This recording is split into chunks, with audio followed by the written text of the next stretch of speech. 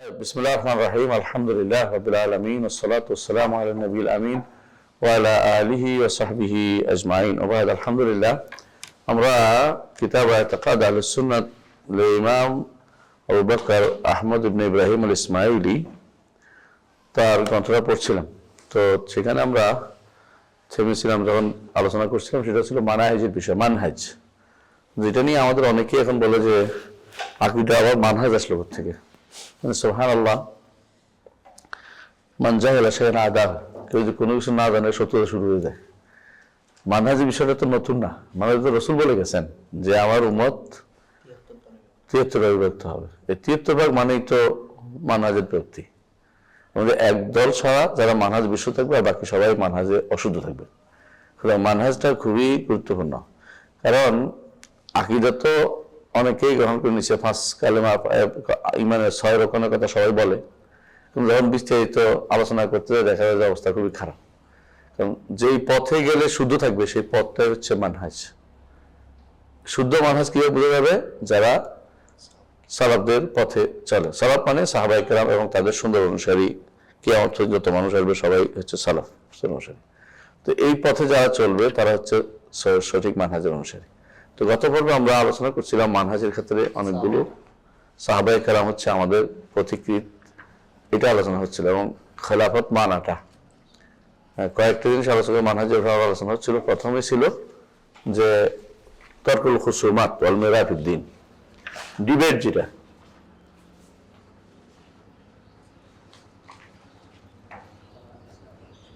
Debate নিয়ে আলোচনা হচ্ছে, তাই না? পরে হলো খেলাফত নিয়ে, তাই না? এগুলো মানহাজি বিষয়। এরপরে আজকে আমরা খেলাফতের বিষয়, এরপরে আমরা আজকে আলোচনা করব ইনশাআল্লাহ যে সালাতের মানে খালফা কুল্লি বাররিন ওয়া ফাজির, নেককার বদকার সবার পিছনে সালাত। এটা কেন আসলো এই কথাটা? এই কথাটা কেন আসলো? এই কথাটা আসছে নেককার বদকার এই জন্য আসছে যে যারা দুই শ্রেণী আছে, এরা এক হচ্ছে বেদাতিরা, বিশেষ করে খারিজিরা, তারা তাকফির করে গুনাহগারের কারণে। তো গুনাহগার তাকফির করলে তার পিছনে নামাজ হবে না বলে,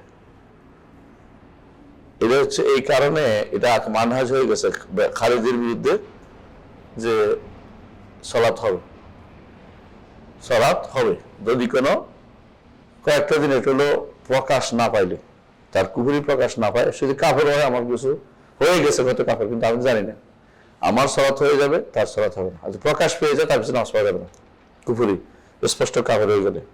কিন্তু যখন ফুজ্জার থাকবে, নেককার এবং ফাজে থাকবে, ফাসিক ফাজের, কিন্তু কাফের না, তার পিছনে সালাত হবে, তার পিছনে সালাত হবে। অনেকে হঠাৎ করে প্রশ্ন করে আমাদেরকে যে হুজুরে জ্বর দেখায়, তার পিছনে নামাজ হবে কিনা?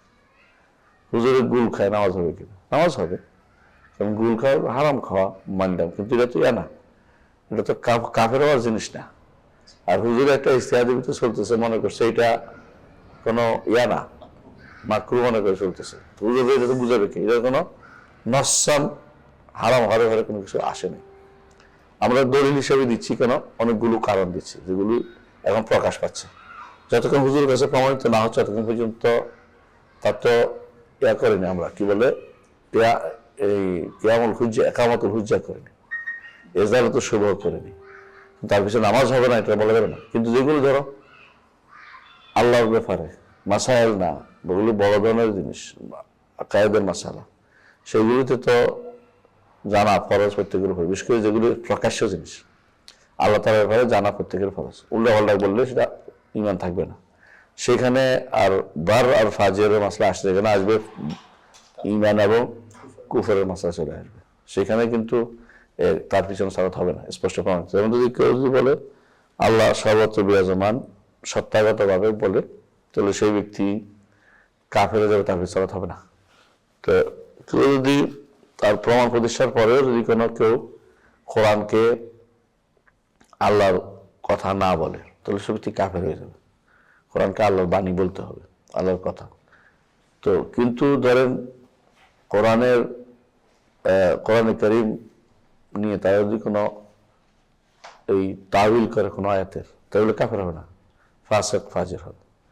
তো এই জন্য পার্থক্য করতে হবে সবসময়, যে কেউ 73 ফেরকার ভিতরে আছে, কেউ 73 ফেরকাকে অতিক্রম করে গেছে।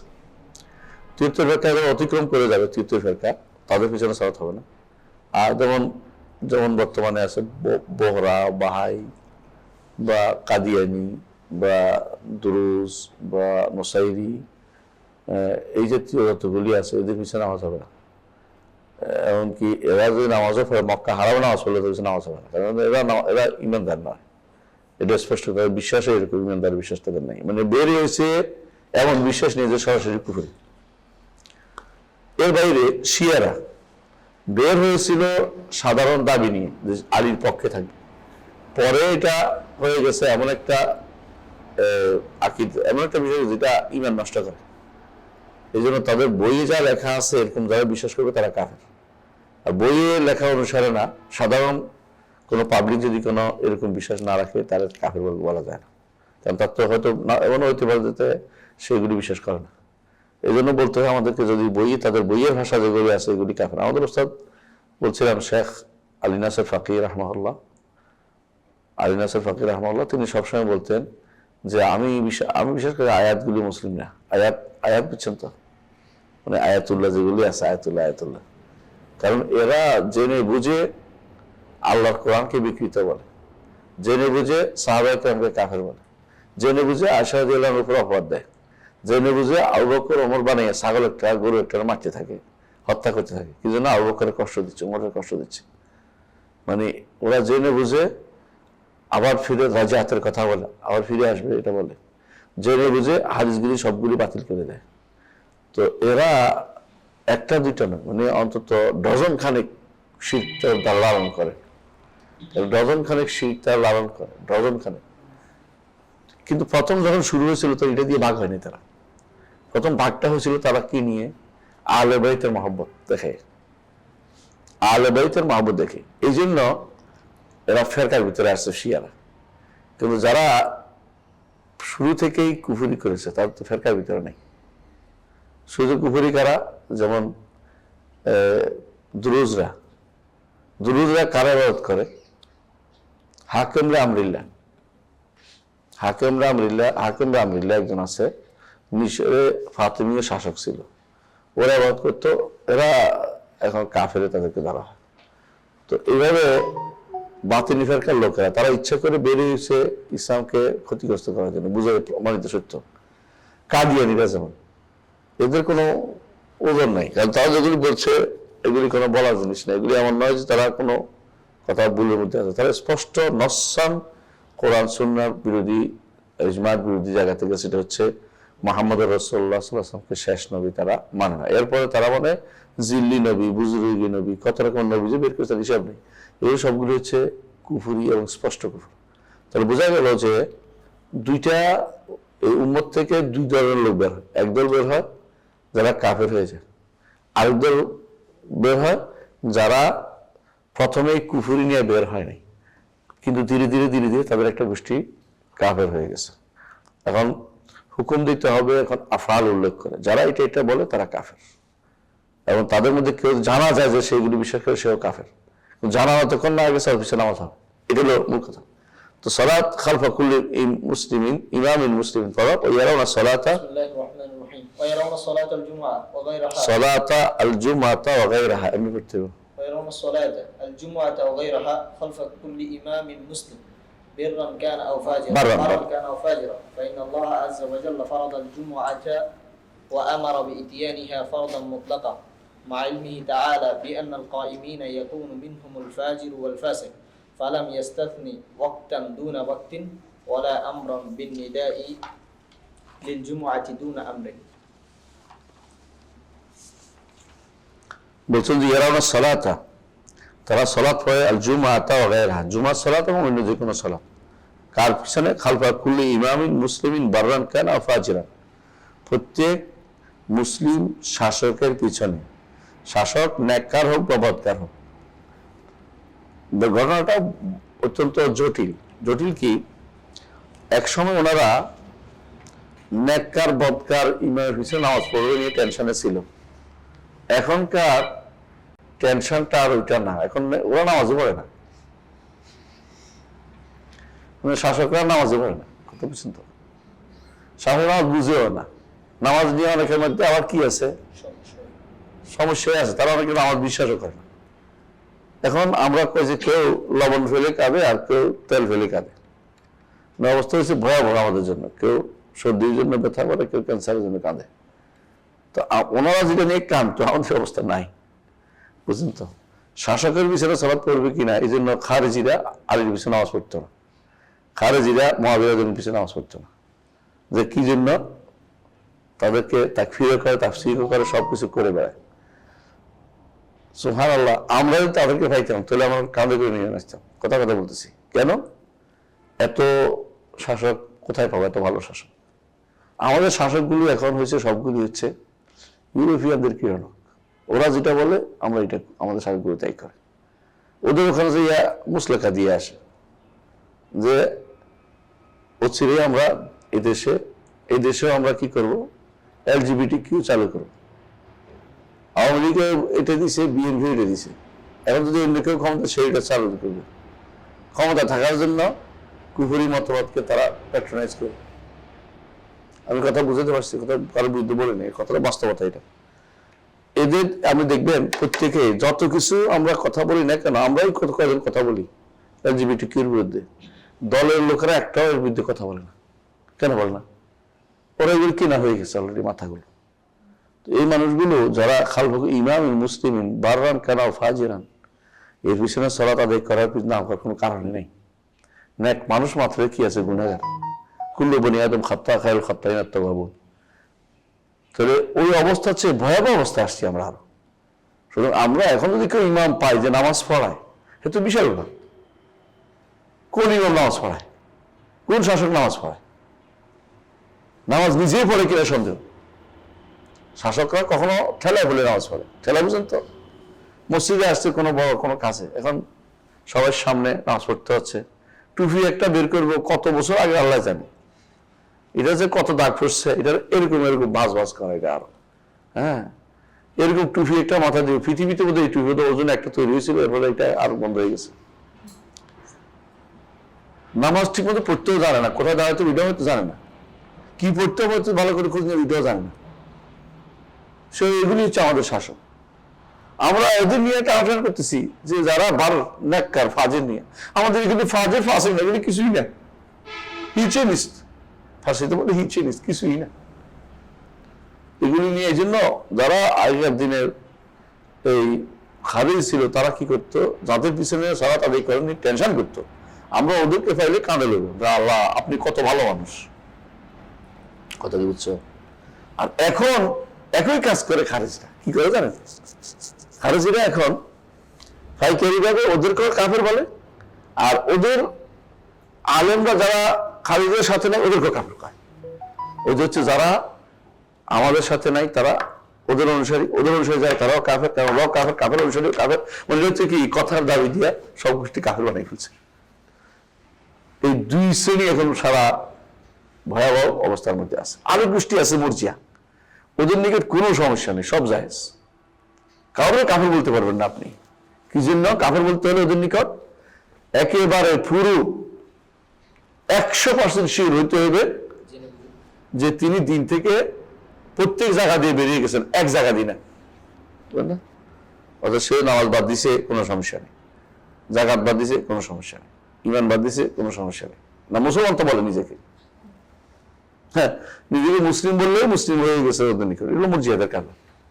চোখে সবাই দেখতেছে যে আল্লাহ বিধানকে পরিবর্তন করে আরেক বিধান প্রতিস্থাপন করেছে, সরাসরি বলে, বাগাড়ম্বর করে, বড় বড় কথা বলে, আমরা এটা করে দেব, তারপরে আমরা বলি না মুসলিম, তো কাফের কোনদিন নিব, কোনদিন আর কাফের নিব না। এগুলো ভয়াবহ ইরজা, বড় ধরনের মুরজিয়াদের কারণ। এই জন্য আমাদেরকে দুইটার মাঝখানে হক, সেটা কি, নেককার বদকার সবার পিছনে নামাজ পড়বো, কোনো সন্দেহ নেই, কিন্তু বদকার হইতে হইতে যদি ইমান থেকে বেরিয়ে যায় তখন তার পিছনে নামাজ পড়ার সুযোগ নেই। প্রথমে কি করতে হবে, তাকে ইকামাতুল হুজ্জা ও ইজালাতুল শুবহা করতে হবে, তারপর যদি সম্ভব হয়, যদি সম্ভব না হয়, হ্যাঁ এটা কে করতে পারবে, যদি সম্ভব কি করতে হবে, যদি সম্ভব না হয় আপনাকে যেই কারণে সে কাফের হবে ওই কারণটাকে উল্লেখ করে কথা বলতে হবে। কথা বুঝছেন? আপনি যখন পড়তে পারতেছেন না অনেক কিছু, যে এলজিবিটি কিউ কে দিবে সে কাফের, যে দিবে সে কাফের বলেন। কারণ আপনার তো লা ইউকাল্লিফুল্লাহু নাফসান ইল্লা উসআহা, সাধ্য করে আল্লাহ কাউকে কষ্ট দেন না। কিন্তু আপনাকে এটা বলতে হবে যে কেন কাফেরটা হয়েছে, এটাকে হাইলাইট করতে হবে। যে কেন কাফের, এই কাজ করলে কাফের হয়ে যাবে, হাইলাইট করতে হবে। কিন্তু আমি তাই বলে আপনি পুরো তাকফির করে দিবেন না সারা দুনিয়াকে, যেটা হলো খারিজের মানুষ, এটাও যাবেন না। এই জন্য ওয়াসাত হচ্ছে মাঝখানে। অবশ্যই আপনাকে বলতে হবে, কিন্তু কোনটা বলবেন। এই জায়গাটা হচ্ছে বর্তমান খারিজ যারা আছে ওদের সাথে আহলে সুন্নাত জামাতের মৌলিক পার্থক্য। ওরা আমরা খুতবা দেন, আলোচনা করেন, বিষয়ভিত্তিক আলোচনা করেন। কেন? এই বিষয়ে কি করে মানুষদেরকে জানাতে হবে। এই বিষয়ে যত বেশি পরিমাণ কি করতে হবে, অ্যাওয়ারনেস আনতে হবে মানুষের ভিতরে, যে এটা কুফরি ও শিরক। কারণ আমাদের এমন একটা গোষ্ঠী, এমন একটা জাতি আমরা তৈরি হয়েছি, আমাদের ভিতরে দিন সম্পর্কে ন্যূনতম ধারণা রাখে না, ইমানের ধারণা নাই, ইসলামের ধারণা নাই, ইসলাম কিভাবে যায় এটা জানে না, ইসলাম ইমান কিভাবে যায় এটা জানে না। ওদেরকে আগে না জানিয়ে আপনি কাফের বলতে পারেন না। এটা হচ্ছে বড় ধরনের কাজ, যেটা আমাদেরকে প্রথম জানাতে হবে। আবার জানানোর পরেও অথবা তারা বাগাড়ম্বর করে করছে অন্যায়টা, ইচ্ছা করে ইসলাম বিরোধিতা করছে, তারপরে ইমান মুসলিম বানানোর জন্য, এটা হলো মুরজিয়াদের কাজ। এটা করবেন না, এটা করবেন না দয়া করে। যারা আল্লাহর বিধান পরিবর্তন করেছে ওয়ারিসের ক্ষেত্রে, প্রিয়েমশনের ক্ষেত্রে, ওয়াসিয়তের ক্ষেত্রে, কত জায়গা তার শেষ নেই। এরপরও আপনি তাদেরকে মুসলিম বানিয়ে একেবারে শহীদ বানাই ফেলতেছেন, একেবারে মরে গেছে কেন এই জন্য কান্নাকাটি করে সারা দুনিয়া ভরাই দিচ্ছেন। ঠিক না। আপনার এত কান্নাকাটি কি আছে? আগে খোঁজ নেন কি কি কুফরি করছে, একটু বলুক। তওবা করছে কিনা এটা আগে জানেন। আলাকুল হাল আমরা যেটা বলছি এখানে হচ্ছে ইয়ারাউনা সালাতা আল জুমআতা ওয়া গায়রাহা খালফা কুল্লি ইমামিন মুসলিমিন বারান কানা ফাজিরান। আহলে সুন্নাত জামাত এই মত দেয়, ইয়ারাউনা তো কি তাদের মত হচ্ছে এটা, যে জুমা এবং অন্যান্য সালাত কার পিছনে পড়তে হবে? ইমাম, যে শাসক, ইমাম মানে এখানে শাসক বুঝেছে, এবং প্রত্যেকটি শাসক যিনি নেককার হোক বা বদকার হোক, এবং যে কোনো ইমামও হইতে পারে, মানুষ হইতে পারে, যে ব্যক্তি ইমানদার ইমামতি করে মানুষের, সে হইতে পারে, তার বদকার হোক বা নেককার হোক, তার পিছনে সালাত আদায় করা যাবে, তার পিছনে সালাত আদায় করা যাবে। হ্যাঁ, ফাইন আল্লাহ ফরাদাল জুমআতা ওয়া আমারা বিতিয়ানিহা ফারদান মুত্তাকান। আল্লাহ তাআলা জুমা ইয়া আইয়ুহাল্লাযিনা আমানু ইযা নুদিয়া লিস-সালাতি মিন ইয়াউমিল জুমআতি ফাসআউ ইলা যিকরিল্লাহি ওয়া যারুল বাই'a। ইমানদারদের দিয়ে দিয়েছে সরাসরি কি করতে, সালাত করতে। মা ইলমি তাআলা বাইনাল কামিনা ইয়াকুনু মিনহুম ফাজির ওয়া ফাসিক। যারা এই সালাতের প্রতিষ্ঠা করবে তারা আল্লাহ ভালো করে জানেন এদের মধ্যে কি থাকবে, ফাসিক। এটা বলেন নাই যে ওই সময় এই সময় বা ওই এদেরকে কোনো আলাদা করেন নাই। যেহেতু নেককার বদকারকে আলাদা করে কোনো ঘোষণা আসে নাই, সেহেতু সবার পিছনে নামাজ সালাত হয়ে যাবে। এই জন্য খালিদের পিছনেও সাহাবায়ে কেরাম নামাজ পড়ছে। বাগীরা যারা মদিনা আক্রমণ করতে আসছিল, তো তারা ওসমান ইবনে আফফান রাদিয়াল্লাহু আনহু বাড়ি আক্রমণ করছে। এমন সময় উনি বললেন যে সালাতের উপর গুরুত্ব দাও, তোমরা সালাত গুরুত্ব, বলছে মসজিদ তো দখল করে ফেলছে, বলছে সালাত তো পড়ো তোমরা, কারণ সালাত তো খায়রুল মাওদুদ, সালাত বাদ দিলে তো কিছু থাকে না ইসলাম। তো তিনি তারপরে না, সালাতটা বাগীদের পিছনে সালাতটা পড়ার কথা তিনি বলছেন। সালাতটা কিন্তু বাদ দেওয়া যাবে না কোনো অবস্থাতেই, বুঝে আসছে। তো খলিফাতুল মুসলিমিন যেহেতু বলেছেন যে সালাত বন্ধ করার কোনো সুযোগ নেই, এর অর্থ হলো সালাত পড়তে হবে। এই জন্য তারা তো বাগীরা তো হলো কমপক্ষে ফাসেক, কথা বুঝে আসছে। খারিজিরা কি কমপক্ষে ফাসেক। কারণ ফিকহতে যারাই 72 ফিরকা হয়েছে এরা কিন্তু ফাসেক, আর এরা বরং সাধারণ গুনাহগারদের থেকে জিনাকারী, ব্যভিচারকারী, সুদখোর, ঘুষখোরের চেয়ে খারাপ। কেন বুঝলেন কথাটা? কারণ হচ্ছে এরা দাঈয়াল বিদআহ, বেদাত দিয়ে আহ্বানকারী। যারা বেদাত দিয়ে আহ্বানকারী তারা যে কোনো গুনাহগারের চেয়ে ভয়াবহ। বেদাত দিয়ে আহ্বানকারী কারণ তওবা করে না, সে তো মনে হয় সে ভালোই আছে। আর যে গুনাহগার, সে তার মধ্যে কি আছে, অপরাধবোধ আছে। সে বলে যে আমি এটা ছেড়ে দেবো। যেমন আজকে একজন ফোন দিয়েছে, বলতেছে আমি ব্যাংকে চাকরিটা ছেড়ে দিতে চাই। ছেড়ে দেন, সহজে বলে ছেড়ে দেন, তাড়াতাড়ি ছেড়ে দেন।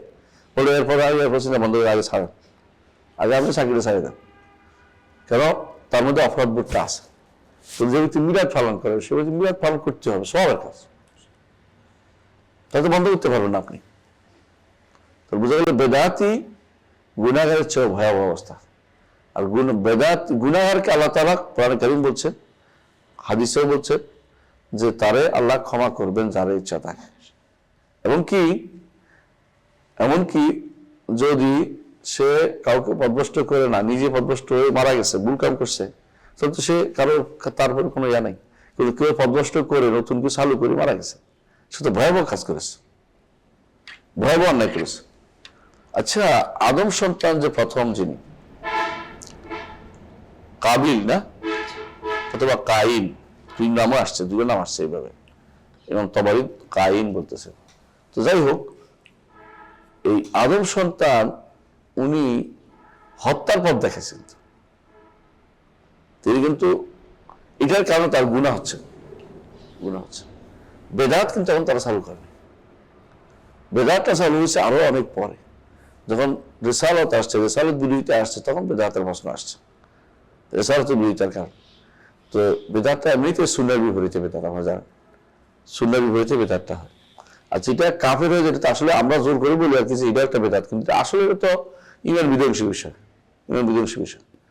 তো তখনকার সময় কিন্তু আসলে এই ভয়াবহ অবস্থা তৈরি ছিল না যে ইমান শাসক সালাত আদায় করবে না আর মানুষের শাসক হবে, এটা চিন্তা করা যেত না। হ্যাঁ, সে গুনাহগার হবে, এটা করবে, এটা করছে, ওইটা করছে, করে, কিন্তু সালাতটা তারা পড়তো। শাসকদের এটা একটা বৈশিষ্ট্য ছিল। এখন এটাও না, এটাও না। এই জন্য বলতেছেন যে আমাদেরকে নির্দেশ দিচ্ছে, যখন নুদিয়া লিসসালাহ, সালাত নেদা করলে তোমরা কি করো, মসজিদে হাজির হও, জুমা হোক বা জামা হোক।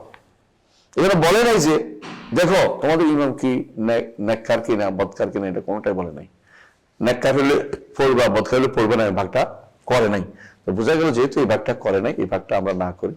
তবে ইমান আরা হয়ে গেলে তো এই প্রশ্নে আসতেছে না, কারণ সে মুসলিমে না, তার পিছনে সালাত আদায় করার কোনো সুযোগে নেই। এটা মাথায় রাখতে হবে। তাহলে এটা কি নিয়ে আমাদের মূল জিনিস হচ্ছে কি, এটা যে হ্যাঁ, আসসালাত খালফা কুল্লি বারুল ফাজির।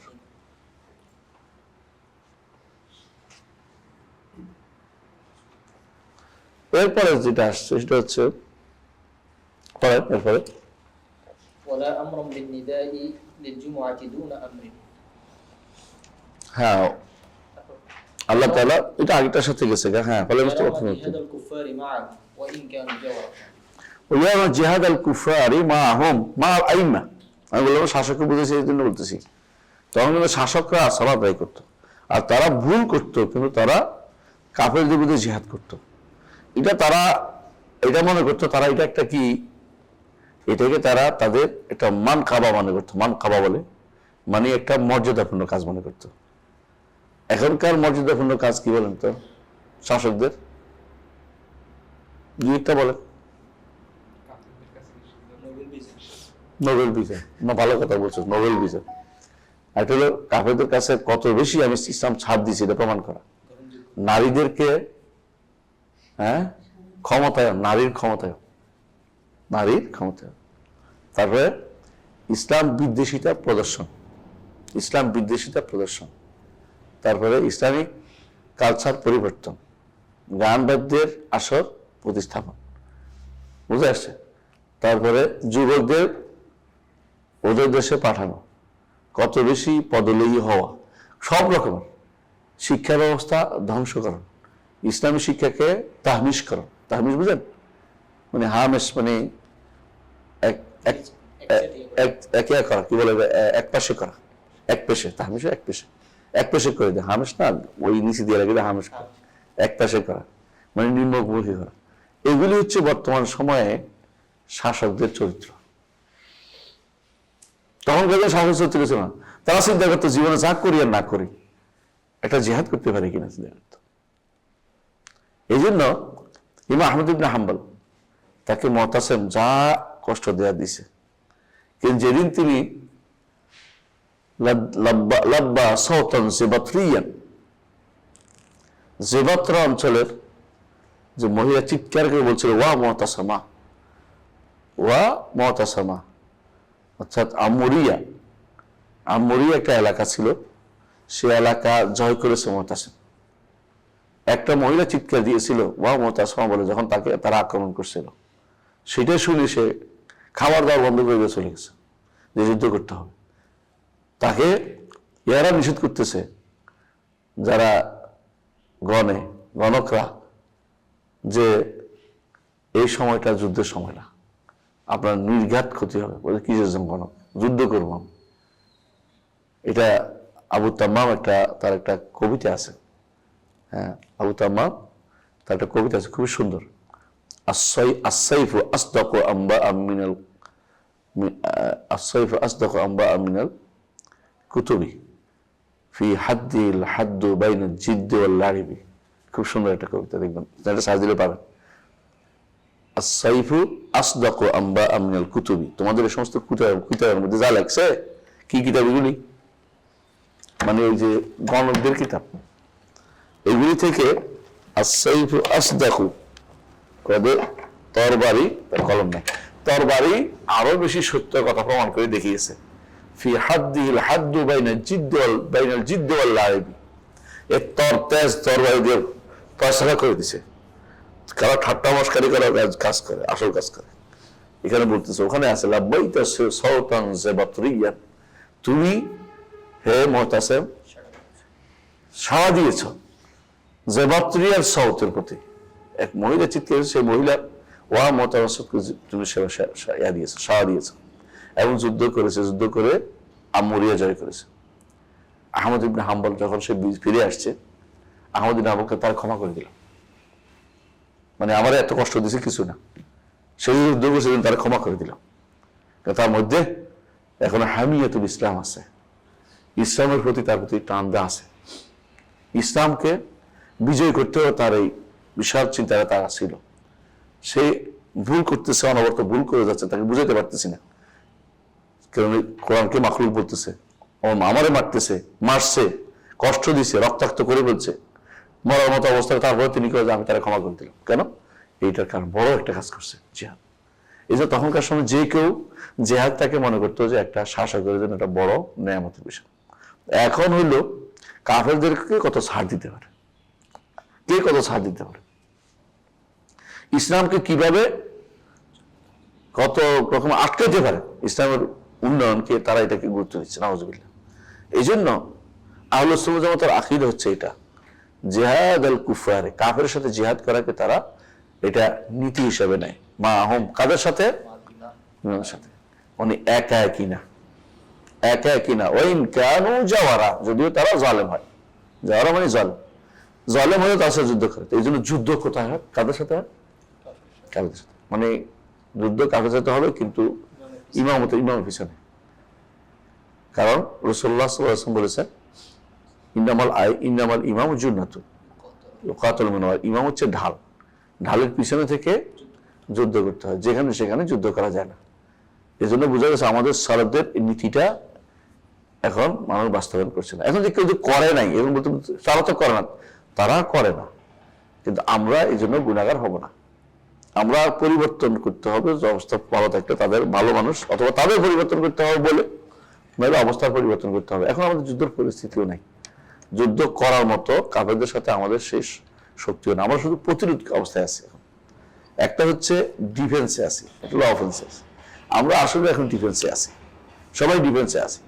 ডিফেন্সের বর্তমান সুবহানাল্লাহ, ডিফেন্স যদি কোনো সাহসী কোনো নেতৃত্ব পায়, ডিফেন্সটা এখন খারাপ হয় না।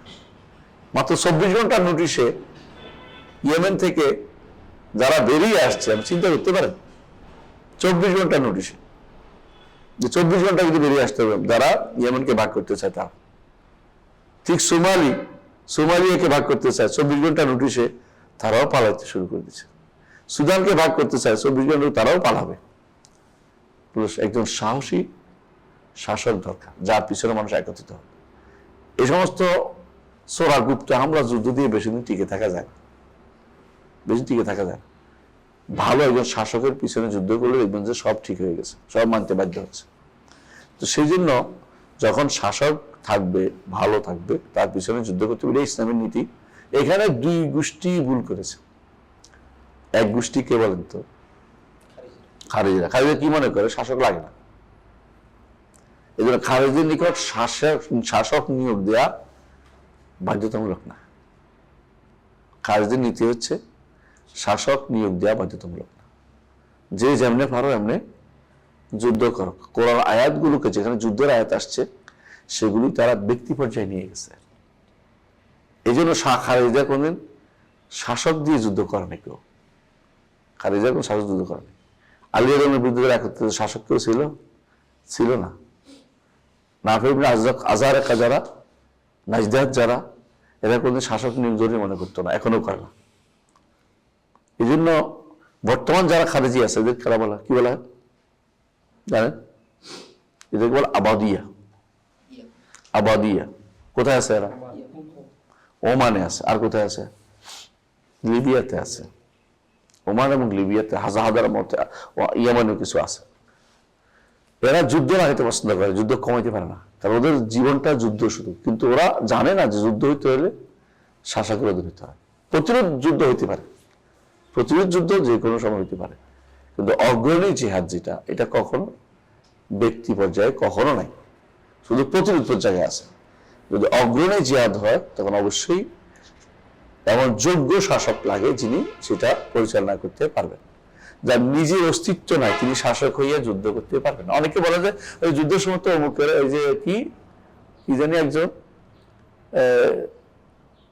যারা দায়েশ ছিল না, দায়েশ বুঝেননি আদ-দাওলা আল-ইসলামিয়া লিল ইরাক ওয়া শাম। দায়েশ এদেরকে এরা বলে আর কি, এই একটা হলো আল কায়দা, একটা কি বলে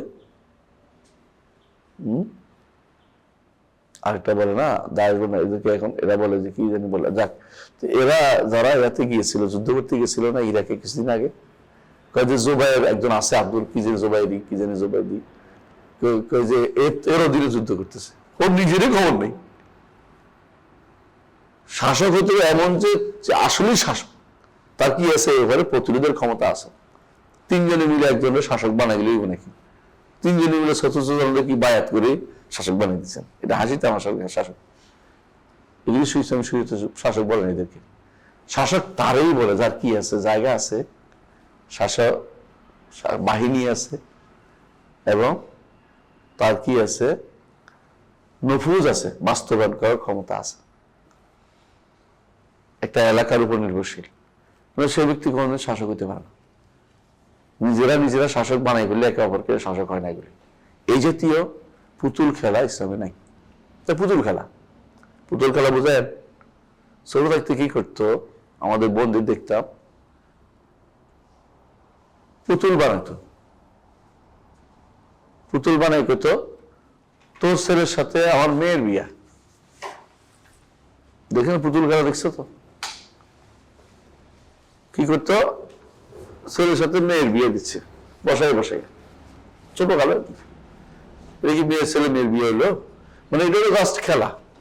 এরাও এখন যুদ্ধ খেলে, পছন্দ করে খুব। আবার অনেকে যুদ্ধের জন্য কান্নাকাটি করে, যুদ্ধ দেখলে আর ফেরার নাই।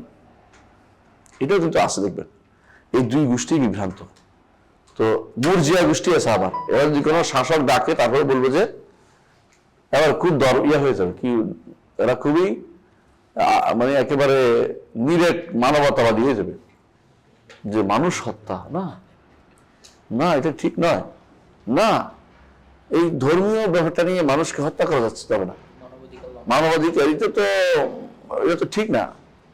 এই সামান্য কারণে পুরো একটা গোষ্ঠীকে মারা হবে, এটা তো ঠিক না। মানুষের বিশ্বাস ভিন্ন থাকতেই পারে, মানে এরকম করে শুধু এরা মর্জিয়া না, এরা বলতো ইমান হারা, কিন্তু দেখাবে যে সে নিজেও ইমানদার। যুদ্ধ করা যাবে না, এই নিয়ে যুদ্ধ করার বিষয় না। মানে তারা অথচ আলী ইবনে আবি তালেব রাদিয়াল্লাহু আনহু কি নিয়ে যুদ্ধ করছেন? এই নিয়ে যুদ্ধ করছেন যে কাদের বিরুদ্ধে করছেন? খারেজির বিরুদ্ধে। এখনকার খারেজিদের এরকম দেখেন আপনার যে আল্লাহ আল্লাহর বিরুদ্ধে যুদ্ধ করতেছে, কত বরদয়া মরে যাবে তুমি, তো তুই বরদয়া শেষ হয়ে যাবি। কারণ এরা কোরআন তেলাওয়াত করতে করতে দুনিয়া প্যাক ফাটাই বলতেছে এলাকা। শুধু কোরআন, ওদের এখানে গেলে কেউ কি করতো, শুধু কোরআন তেলাওয়াত শুনতো। ওদের সালাতে একবার যদি কেউ দাঁড়াইতো, ওদের সাথে বলতো যে হাই আমরা তো সালাত তো কিছুই না, ওদের সব সালাত। আর এদেরকেই তিনি যুদ্ধ করে মারছে। কেন? বিভ্রান্ত, আকীদাগত বিভ্রান্ত, এদেরকে তিনি মারছে। কে মারছে? আলী ইবনে আবি তালিব রাদিয়াল্লাহু আনহু, একজন খলিফাতুল মুসলিমিন তাদেরকে হত্যা করছে। তাদেরকে কাফের বলার কোনো সুযোগ নেই, সরাসরি কাফের বলতে পারে। তারপর কেন?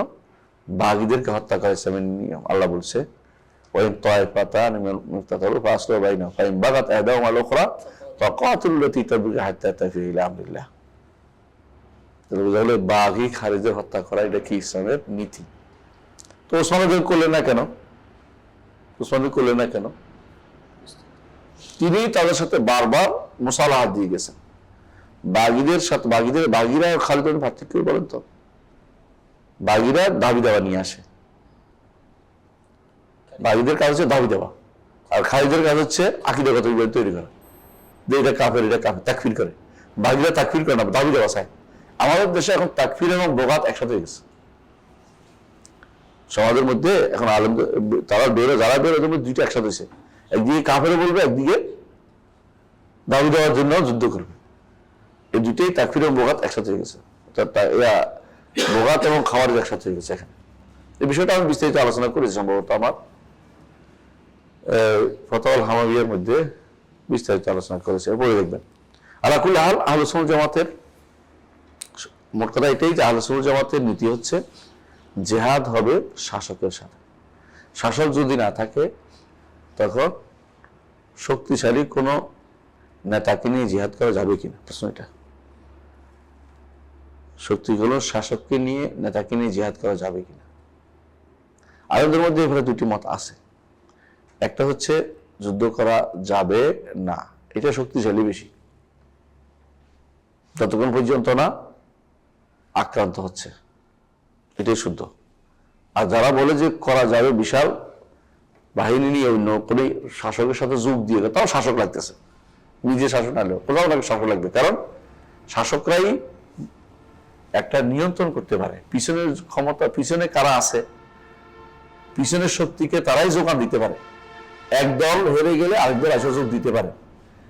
পিছনে কোনো শাসক না থাকলে এটা করা যায় না। আর আলোচনার জন্য তারা শাসক চায়, বিরোধী দলের সাথে আলোচনার জন্য, বিরোধী গোষ্ঠীর সাথে, শিবিরের সাথে, কাফেরদের সাথে, বিরোধী শিবির যারা আছে কাফেরদের সাথে আলোচনার জন্য কি লাগে? শাসক লাগে। শাসক চায়, এই জন্য হযবল অবস্থা তৈরি হয়, ইসলাম চায় না, হযবল ইসলাম চায় না। তবে এটা হলো নীতি যে যদি শাসক কোথাও না থাকে তাহলে শাসক বানিয়ে যুদ্ধ করতে হবে, না হলে কি করতে হবে? না হলে সবর করতে হবে, এটা হলো নিয়ম। তাই তাহলে বোঝা গেল যে এটা একটা নীতি আমাদের। এটা কি? এটাও মানহাজি কথা। এটা কি মানহাজি কথা, আকাদি না, আকিদের বিষয় না। এরপর আসেন ওয়ারাও না দোয়া লাহুম মানে লিল আইম্মা, ইমামদের জন্য দোয়া করা, এটা তাদের মত। কি জন্য? বিল ইসলাহ, যে আল্লাহ তাদেরকে সংশোধন করে দেন। এই জন্য তখনকার সময় কেউ ইমামের শাসকের কাছে গেলে বলতেন আসলাহ আল্লাহুল আমির, আল্লাহ আমিরকে সংশোধন করে দিন, আল্লাহ শাসককে সংশোধন করে দিন। তারা গেলে এইটা বলতেন, কারণ ইসলাহের দোয়া করাটা তাদের জন্য জরুরি। একজন শাসকের জন্য ইসলাহ হওয়া খুবই দরকার।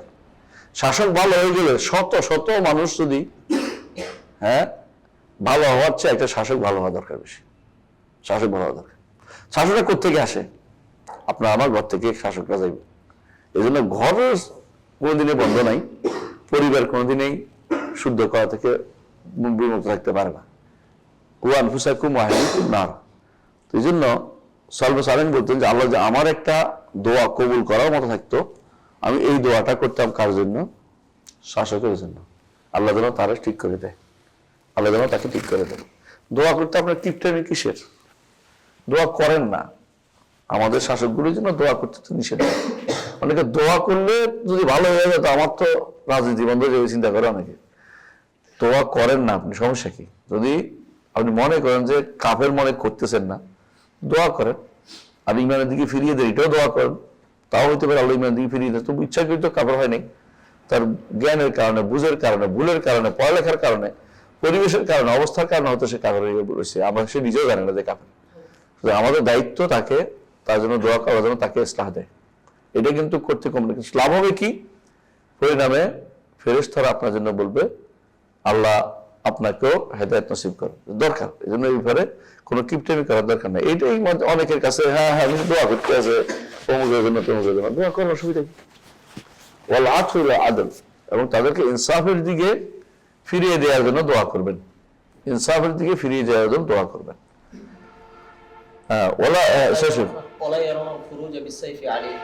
এবং তরবারি নিয়ে তাদের বিরুদ্ধে বের হওয়াকে এরা অনুমোদন করে না। তরবারি নিয়ে বের হওয়া কখন? ওয়াইন জারু, ততক্ষণ জালেম হবে। আর যে কাফের হয়, হ্যাঁ কাফের হইলে অবস্থা বোঝে, কাফের হলে অবস্থা বোঝে। অবস্থা কি? যদি ক্ষমতা দিয়ে উল্টেই ফেলা যায়, ক্ষতিগ্রস্ত কম হয়। সে শাসক হওয়া দুটো ক্ষতিগ্রস্ত, একটা হচ্ছে কি লোক বলে কথা, উদ্দেশ্য হচ্ছে না, উদ্দেশ্য হচ্ছে ইসলামের, মানে তাকে রেখে ইসলামের উপকার বেশি না, তাকে সরাইলে ইসলামের উপকার বেশি দেখতে হবে। দ্বীনের উপকার কোনটাতে বেশি? যদি দ্বীনের উপকার বেশি পাওয়া যায়, শিওর হয়, এনশিওর এমন লোক পাওয়া যায় যে আসলেই ভালো করতে পারবে, তো এই পরিবর্তন জরুরি, চেষ্টা করে ফেলবে। আর এই পরিবর্তন করা সম্ভব না, করতে গেলে আরো খারাপ হতে পারে, বাইরের হস্তক্ষেপ আসতে পারে, দেশ অন্যদের হাতে চলে যেতে পারে, এরকম পরিবেশ তৈরি হলে আপনার জন্য কাফের হলেও সবর করতে হবে। তো যুদ্ধ করা যাবে না, সবর করতে হবে, কারণ আপনি আরো খারাপের দিকে নিয়ে যাচ্ছেন না। ফামা তাজিদুনানি গায়রা তাকসির, তোমরা শুধু আমার ক্ষতি বাড়াই দিলে। তো এরকম ক্ষতি বাড়ানো যাবে না, ক্ষতি বাড়ানো যাবে না। এটা হচ্ছে কি একটা তিনটা নীতির একটা নীতি। এক নম্বর কি নীতি? ইসলামী শরীয়তের তিনটা মূল নীতি। একটা কি? জলবুল মাসালেহ, স্বার্থ সংরক্ষণ। আরেকটা হচ্ছে দারউল মাফাসিদ, ফাসাদ দূরীকরণ, দূরীকরণ কাছাকাছি। আরেকটা হচ্ছে আত-তাহাল্লি বিমাকারিমিল আখলাক, উত্তম চরিত্র বিকাশ ঘটন।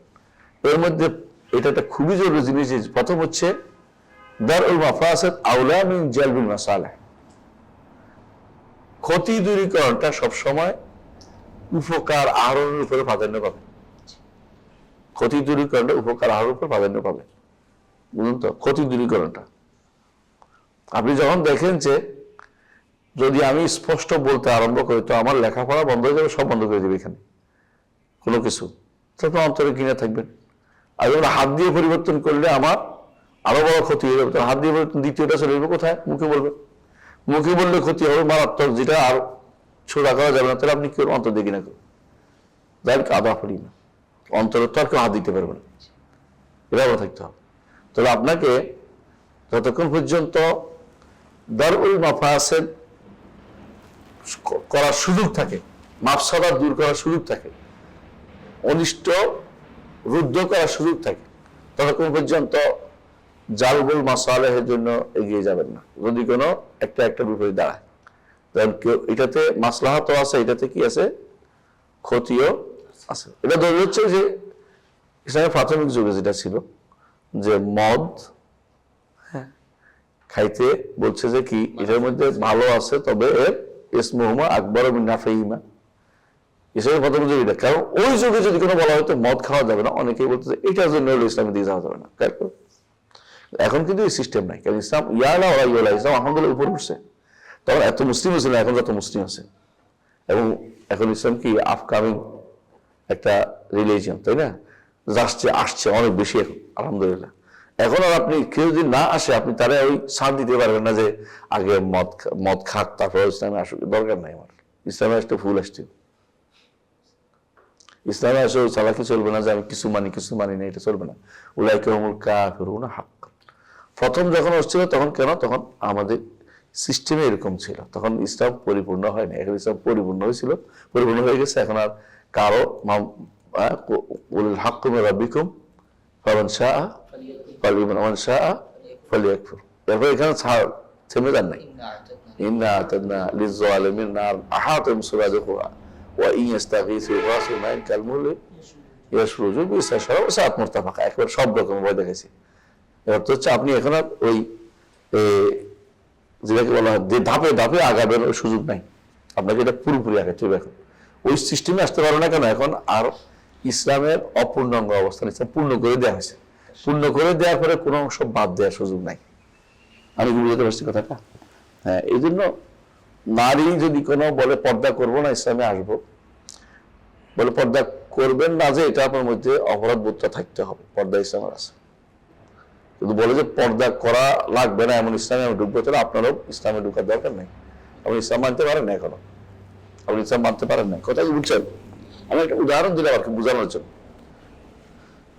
হ্যাঁ, অনেকে আছে ইসলাম গ্রহণ করছে, পর্দা মানে ইসলাম মুসলিমদের মধ্যে আছে, তবে অপরাধ বোধ থাকতে হবে যে এটা অপরাধ, আমি যেটা করছি এটা আসলে সঠিক কাজ নয়, আমার দরকার ইসলামকে পরিপূর্ণভাবে মানা।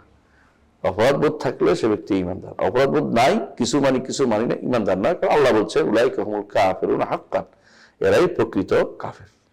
আল্লাহ বলছে উলাইকা হুমুল কাফিরুন হাক্কান, হাক্কান মানে একেবারে প্রকৃত কাফের, কোনো সন্দেহ নেই। এরপরে পড়েন ওয়ালাল কিতালা ফিল ফিতনাতি, তেমনি ভাবে ওলা ইয়ারাউনাল কিতালা ফিল ফিতনাতি, তাহলে সাইফ নিয়ে বের হওয়া যাবে না। সাইফ নিয়ে বুঝছেন তো, তরবারি, এখন তরবারি নেই, তাহলে এই ক্লাসিনকোভ নিয়ে বের হওয়া যাবে, তাই না? না, লাঠি নিয়ে বের হওয়া যাবে না। মানে প্রতিরোধের যে নীতি ওইটা অবলম্বন করা যাবে না। আপনার কাছে কি বলতে হবে? মানরা আমি আমিরই সাইয়া, কেউ যখন আমির বা শাসকের কোনো দোষ দেখে তাহলে সে যেন তাকে নসিহত করে একান্তে একান্তে। যদি শুনে ভালো, হাদিস এটা, কিন্তু আমি হাদিসে অনুরোধ করতেছি, না শুনলে তার দায়িত্ব সে পালন করেছে, ফাকাদ আদ্দা মা আলাইহি, তার দায়িত্ব সে পালন করেছে। এটা ওই ব্যক্তির জন্য যে ব্যক্তি কাছে যেতে পারে, আর যে ব্যক্তি কাছে যেতে পারে না সে কি করবে? হ্যাঁ, কি করবে? কারণটা নিয়ে আলোচনা করবে, কারণটা নিয়ে দীর্ঘ সময় ব্যয় করবে, মানুষের কাছে কথা বলবে। এটা অবশ্যই মানুষের পরিবর্তন আসবে এবং তখন শাসকরা পরিবর্তন হতে বাধ্য হবে। এই জন্য আমাদের এখন ভবিষ্যতে চ্যালেঞ্জ আসছে, আপনাদের জানতে হবে। আমাদের চ্যালেঞ্জ হচ্ছে এখনকার সময় একটা বড় চ্যালেঞ্জ হচ্ছে বাইরের ইজমগুলো, বাইরের ইজমগুলো আমাদের উপর মাথা খেয়ে বসছে। আমাদের মুসলিম পরিবারের সন্তানরাই সেকুলারিজমের দিকে আহ্বান করতেছে। মুসলিম পরিবারের সন্তানদের মধ্যে কেউ কেউ সোশ্যালিজমের দিকে আহ্বান করতেছে, কেউ ডেমোক্রেসির দিকে আহ্বান করতেছে, কেউ জাতীয়তাবাদের দিকে, ন্যাশনালিজমের দিকে আহ্বান করতেছে। এইভাবে বোঝা যাচ্ছে প্রত্যেকে কি হচ্ছে এখন বিভ্রান্ত হয়ে গেছে। তাহলে আপনাকে এখন বেশি পরিমাণ, যত বেশি পরিমাণ তত যেই জায়গায় ব্যথা ওইটা বেশি উঠাতে হবে, যেই সমস্যাটা উঠাতে হবে। ঠিক অনেকে এলজিবিটিকিউ নিয়ে এখন স্বাভাবিক করার চিন্তা ভাবনা চলবে। ইসলাম বিশ্ববিদ্যালয়ের এক ছাত্র, তিনি পেয়েছি তাকে, তিনি দুদকে চাকরি করতেন একসময়। তো তার সাথে আমার দেখা গেল সৈয়দপুর বিমানবন্দরে। তো আমাকে দেখে বললেন, আপনি যে গত খুতবাটা দিচ্ছেন আমি শুনছি, তবে আপনি কি জানেন এক সময় এটা গা সওয়া হয়ে যাবে। এলজিবিটিকিউর বিরুদ্ধে কথা বলছিল, এটা যে কত ভয়াবহ গুণের কথা বলছিল। এক সময় তো আস্তে আমরা তো এই ভিডিও দেখেই আসছি যে প্রথমে বিরোধিতা হয়, পরে ধীরে ধীরে গা সওয়া হয়ে যায়। আবার এই কথাটা এইখানে চলবে না। আপনি যে বলছেন গা সওয়া হয় না, বরং মানুষের ভিতরে দ্বীনি চেতনা কমে যায়। এটা হয় ওই সময় যখন যখন আমাদের মধ্যে, আমাদের মুখে আমাদের চামড়া দিয়ে চলে তারা, কিন্তু তাদের কলবগুলো হায়েনাদের চেয়েও খারাপ। তারা ওইটা বাস্তবায়নের জন্য কাফেরদের থেকে কি হয়েছে, তাদের পেইড এজেন্ট হয়ে গেছে, তাদের পেইড এজেন্ট হিসেবে কাজ করতেছে। ওরা এটা করবে। ইমানদার কখনো এই জায়গাতে কখনো তারা ছাড় দিবে না। আপনার কাছে মনে হচ্ছে যে ছাড় দিবে না, কত দেখলাম না, আমাকে বললো আমি কত দেখবেন আপনি, ঠিক আছে, আপনিও তো বলেন না, আপনারও বলার দরকার আছে। আপনি এখন যেভাবে বলতেছেন অর্থ হলো আপনার বিরোধিতা করে কি করবেন, আবার চলবে না, এটা না। আমিও বিরোধিতা করি, উনি বিরোধিতা, আরো বিরোধিতা শিখাবো মানুষদের, আপনার দায়িত্ব আছে। এইটা হলো আমাদের বিভ্রান্তি আসলে বেশি পরিমাণে আসছে। সুতরাং তাদের বিরুদ্ধে তরবারি নেবের অর্থ হচ্ছে তাদের বিরুদ্ধে বিদ্রোহ করা। এটা হলো মূল কথা বুঝে আসছে। তরবারি নেবের অন্য কিছু বেরোতে পারবে এটা না। তাই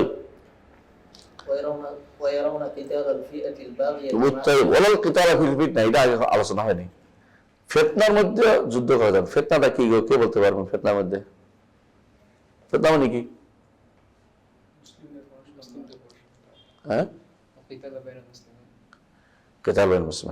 মুসলিমদের মধ্যে যে সমস্ত যুদ্ধ হয় মুসলিম দাবিদারদের মধ্যে, এগুলি কেতাল ফিতনা। যত জায়গায় মুসলিমদের মধ্যে নিজের মধ্যে যুদ্ধ, সেটা ফিতনার কথা।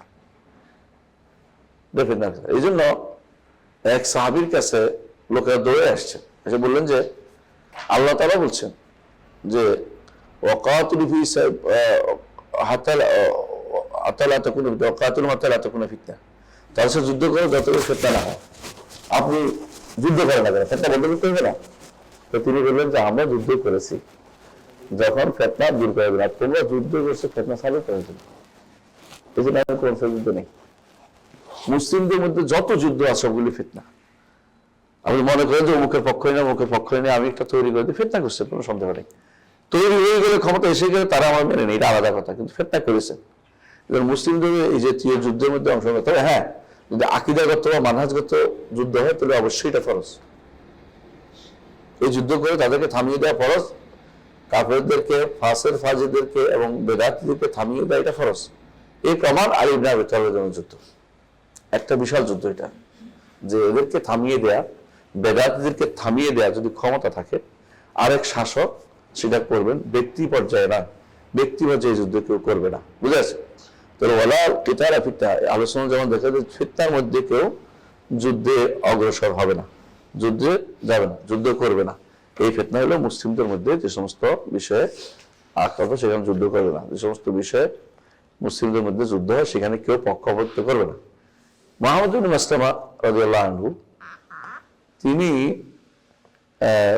রাসূলুল্লাহ সাল্লাল্লাহু আলাইহি ওয়াসাল্লাম তাকে বলেছেন যখন ফিতনা শুরু হয়ে যাবে তখন একটা কাঠের তরবারি বানাবে। কেন কাঠের তরবারি বানাইছে? কাউকে মেরে কেটে ফেলবে না, কিন্তু প্রতিরোধ করা যাবে, কোপ দিলে কাঠের তরবারি দিয়ে প্রতিরোধ করা যাবে। অর্থাৎ প্রতিরোধকারী হও, কোন আব্দুল্লাহিল মাকতুল, আল্লাহর মাকতুল বান্দা হও, কাতিল হইও না, নিহত বান্দা হও, হত্যাকারী হইও না। কারণ এখানে হত্যা করা অর্থ হচ্ছে বিশাল ঈমানদারের রক্ত হাতে রঞ্জিত হওয়া। তবে আবারও বলছি, যদি শিরিক করে ফেলে এবং শিরিক নিয়ে তারা বাড়াবাড়ি করে, তখন অন্য শাসকের উচিত হবে তাকে দমন করা, যদি শাসক হওয়ার মতো যোগ্য থাকে। এবং যদি এমনকি যদি কোনো বেদাতি আহ্বানকারীও, তো তাদেরকেও দমন করতে হবে, যেমন দমন করছে কে? আলী ইবনে আবি তালেব রাদিয়াল্লাহু আনহু। জি, এরপর ويرون قتال الفئة الباغية مع الإمام العدل إذا كان ووجد على شرطهم في ذلك। কিতাল আল ফিয়াতুল বাগিয়া মা আল ইমাম আল আদল, শাসকের সাথে মিলিত যারা বাগাওয়াত করেছে, বিদ্রোহ করেছে, তাদের যুদ্ধ করাটা আহলে সুন্নাত জামাতের মত। অর্থাৎ তারা মনে করে যে ওসমান ইবনে আফফান রাদিয়াল্লাহু আনহুর বিরুদ্ধে যারা দাঁড়িয়েছে এরা কি বিদ্রোহী, এদের বিরুদ্ধে যুদ্ধ করাটা আহলে সুন্নাত জামাতের মত। তবে করেন নাই কেন বলেন তো? ওসমান রাদিয়াল্লাহু আনহু চান নাই। বারবার সাহাবায়ে কেরাম চেয়েছেন যে আমরা যুদ্ধ করি, ঠরিয়ে আমরা কিছুই নেই, ভালো করে 2 দিন যুদ্ধ করলে একটা পাওয়া যাবে, সব পালাবে। ওসমান ইবনে আফফান রাদিয়াল্লাহু আনহু তিনি বলছেন আমার দ্বারা প্রথম মুসলিমদের রক্তে রঞ্জিত হয়েছে, আমি চাই না, আমি এটা চাই না যে আমার দ্বারা মুসলিমদের রক্ত প্রথম প্রবাহিত হোক, এটা আমি চাই না। এই জন্য তিনি যা করেন নাই। এবং তিনি আব্দুল্লাহ মাকতুল হয়েছেন, কাতেল হন নাই, আল্লাহ নিহত বান্দা হয়েছেন, কিন্তু হত্যাকারী বান্দা হন নাই। এটা তার স্পেশাল ব্যাপার। কিন্তু আলী ইবনে আবি তালেব উল্টাটা করেছেন। কেন? তিনি দেখেছেন যে মাসলাহাত হচ্ছে যুদ্ধ করার মধ্যে, যদি আমি তাদেরকে সবসময় এই ছাড়িয়ে দিই তাহলে দেশের মধ্যে ভাগের কোনো অভাব হবে না, প্রত্যেক এলাকা ভিত্তিক ভাগ হয়ে যাবে, যেখানে এমন এলাকা ভিত্তিক ভাগগুলো হয়েছে। এটা যদি কোনো ভালো ওসমানী খেলাফত শক্তিশালী থাকতো শেষ পর্যন্ত, তাহলে ভাগটা অন্তত হতো না। কারণ মুসলিমদের অন্তরের দাবি, প্রত্যেক মুসলিম অন্তরের দাবি হচ্ছে তারা খলিফার অধীন থাকবে। কারণ খলিফার অধীন না থাকলে অনেক মাসআলা সঠিকভাবে বাস্তবায়ন করা যায় না, অনেক মাসআলা সঠিকভাবে বাস্তবায়ন করা যায় না। এটা ফরজ না হোক, সব মাসআলা তো আপনার বাস্তবায়ন করা ফরজ না, কিন্তু সুন্দর করতে পারলে বাধা দিবে কে? তো ভালো জিনিস সুন্দর করতে পারলে। কিন্তু যদি কেউ সুন্দর করার চেষ্টাও না করে তাহলে বাগীদেরকে হটাবে কে? এই জন্য আমি মাঝে মধ্যে বলি, আপনারা খেয়াল করেছেন কিনা, হাজ্জাজ ইবনে ইউসুফ যেটা করেছে, সে প্রচুর পরিমাণে রক্ত প্রবাহিত করেছে, রক্ত বইয়ে দিয়েছে, এবং তাকে বলে ফুয়েরারও বলা হয়। ফুয়েরার অর্থ কি? রক্ত পিপাসু, রক্ত পিপাসু। তো একটু চিন্তা করে দেখেন, উনি যদি কোনো যুদ্ধ না করতো তাহলে খেলাফত এক থাকতো না। মক্কাতে একজন খলিফা হইতো, কুফাতে একজন হইতো, মদিনাতে একজন হইতো, মিশরে একজন হইতো, সিরিয়াতে একজন হইতো। তিনি কঠোর হইয়া মুসলিম শাসকের ভিতকে শক্তিশালী করেছেন। কে? হাজ্জাজ ইবনে ইউসুফ। যে সমস্ত কারীদেরকে মেরেছেন, না মারা ছাড়া কোনো গত্যন্তর ছিল না, না মারা ছাড়া কোনো উপায় ছিল না, মারতেই হতো তাকে। এটা কারণ অন্য কোনো পথে নাই, তারা কোনো ক্রমেই মানবে না, কোনো ক্রমে তারা শাসক মানবে না। তো যারা শাসক মানবে না তাদের কিছু কোথায় কোথায় কি করবেন? সেই দিলে হয়তো সেই দিলে কি হবে? রাষ্ট্র করা যাবে, 10-15 ভাগ হয়ে যাবে, প্রত্যেকে এলাকা দাঁড়িয়ে যাবে, আমি আছি আমি আছি আমি আছি। ওই দরবেশী ইসলাম ছড়ে না। হ্যাঁ, আল্লাহ বলছে ফাকাতুল লাতী তাবগী হাত্তা তাফি ইলা আমরিল্লাহ। এই জন্য তারা মনে করে যে শাসক ইমাম আল আদল, যিনি ইনসাফকারী শাসক, তার সাথে মিলিত হয়ে যারা বাগী আছে তাদের সাথে যুদ্ধ করাটা জরুরি। বাগী অর্থ হলো আপনার অধীন ছিল, বেরিয়ে গেছে, বিদ্রোহ করছে, এটা। আর যারা আপনার অধীন ছিল না তাদেরকে আপনি বাগী বলতে পারেন না। কথা বুঝছেন কিনা? এই জন্য শাইখ হোসেন মাহমুদ আব্দুল্লাহ রহমতুল্লাহ আলাইকে আপনি বাগী বলতে পারবেন না, কারণ নাজদ কোনোদিনই ওসমানী খেলাফতের অধীন ছিল না, ওরা অধীন দায়িত্বই না। ওরা মক্কার শরীফ হোসাইনদেরকে একটা দায়িত্ব দিছে যে আপনার হজ টজ মানুষ থেকে যা নিয়ে টিয়ে যা থাকে আমার একটা পাঠাবেন। আউযুবিল্লাহ, মানে জুলুমের সর্বশেষ পর্যায়ে এটা হলো কি? মানুষ লুট করা, হাজি লুট করে, হাজি লুট করে যা পাবে আমার একটু পাঠাইলে হচ্ছে, বাকিটা তোমার থাকবে। হ্যাঁ, কিন্তু নাজদ এলাকা ওরা চাইতো না। কেন? ওখানে কিছু নাই। নাজদ এলাকা এখনো নাজদে অনেক কিছু হয়েছে, তো নাজদ এলাকা কিছু ছিল না, শুধু মরুভূমি, ওট, খেজুর, কিছু কিছু, আর বিভিন্ন দূর দূরান্তে কিছু জিনিস ফল ফলাদি হতে ছাড়া কিছু ছিল না, কিছু ছিল না। এই মরু মুশরিকরা তাদের হাতে আল্লাহ তাআলা চাইলেন যে তারা পতন করাবেন যারা শিরিককারী তাদেরকে, এই জন্য আল্লাহ তাআলা তাদের সাহায্য করেছেন। শাইখ হোসেন মাহমুদ আব্দুল্লাহ রহমতুল্লাহ আলাইহি ওসমানী খেলাফতের বিরুদ্ধে কিছু করেন নাই, তিনি ইসলাহের কাজ করেছেন। এই কারণ, এক কারণ। দ্বিতীয়ত, ওখানে তাদের শাসনও ছিল না, শাসনও ছিল না যে উনি ভিন্নতা করলেন কেন, এটা বলতে পারতেন। ওখানে তাদের শাসনও ছিল না। আর উনি কোনোদিনই ওসমানী খেলাফতের বিরুদ্ধে কথা বলেন নাই। উনি সবসময় বলছেন শিরক এবং বেদাত কিভাবে বন্ধ করা যায়, যেমন আমরা আলোচনা করি এটাই, শিরক এবং বেদাত কিভাবে বন্ধ করা যায়, এটা চেষ্টা করেছেন। তার হাতে এখানে অনেকেই ভুল পথে আছে বল।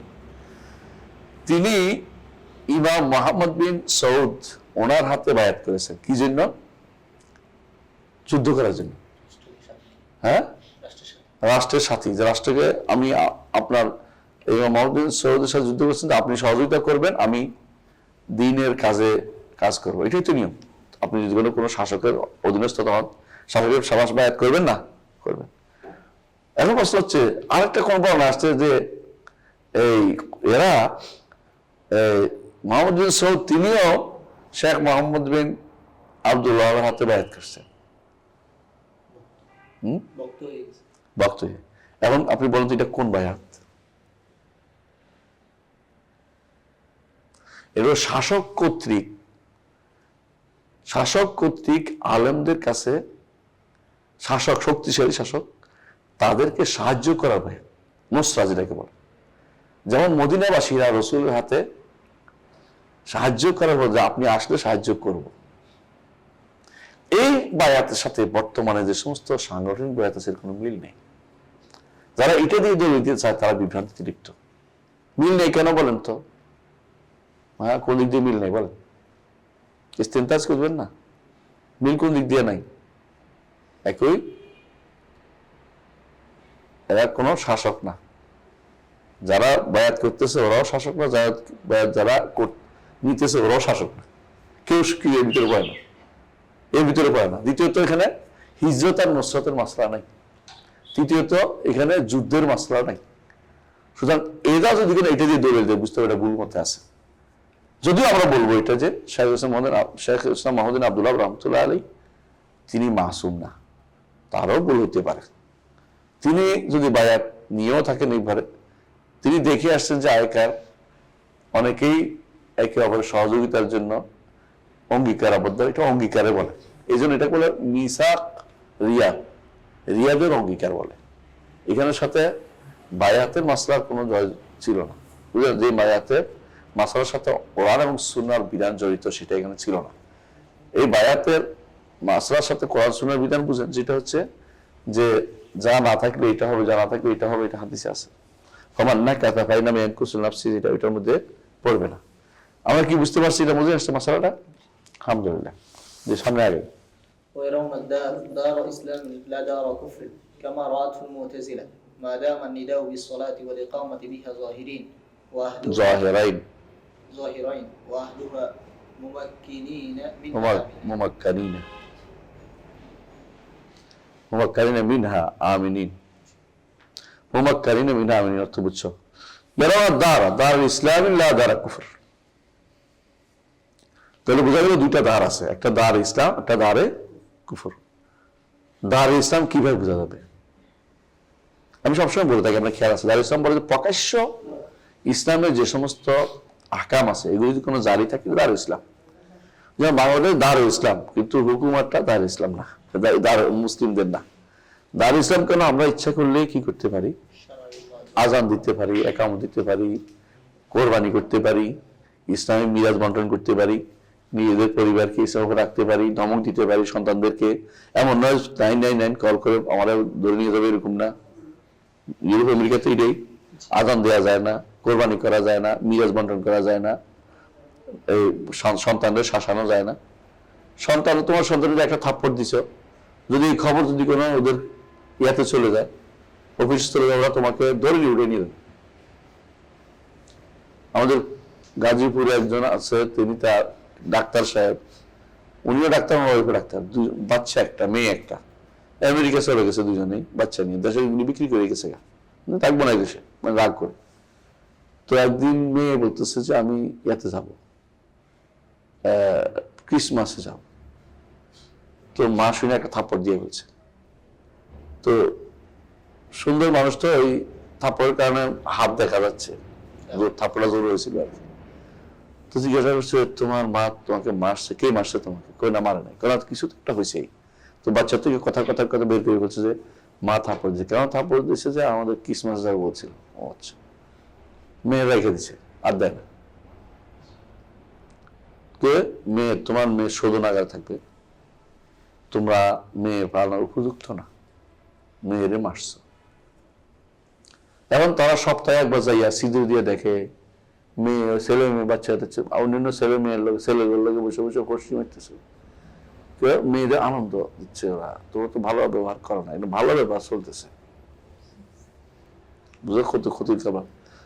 কাঁদে আর কয় যে এই কাম। আমার মাঝে মধ্যে ওর সাথে আমার ফোন দিচ্ছে, তুই অবস্থা চলতেছে এখন, তাহলে আল্লাহর গজব ওখানে, তুই কি জন্য রয়েছে দেখুন তোরা। তা দেশে এই দেশে তুই কথা বলতে পারিস, 999 খবর নাই এখানে, 999 কেউ খবর দিবে না এখানে।